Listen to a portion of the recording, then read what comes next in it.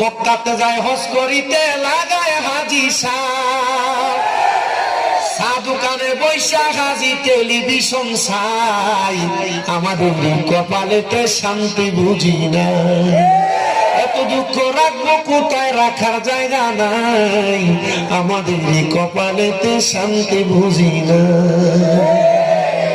আপনারা বলেন এমন সুৎখোর ঘুষখোর সমাজে আছে না? বাবা একটু ইকুটা কমান না, আমি বক্তা বালা গলার সাউন্ড আছে, ইকু কমান সাউন্ড দেন।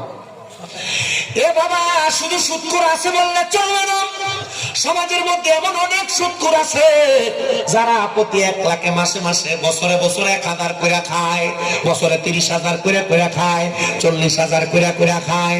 আপনারা বলেন এমন সুৎখোর সমাজে আসেনি বাবা?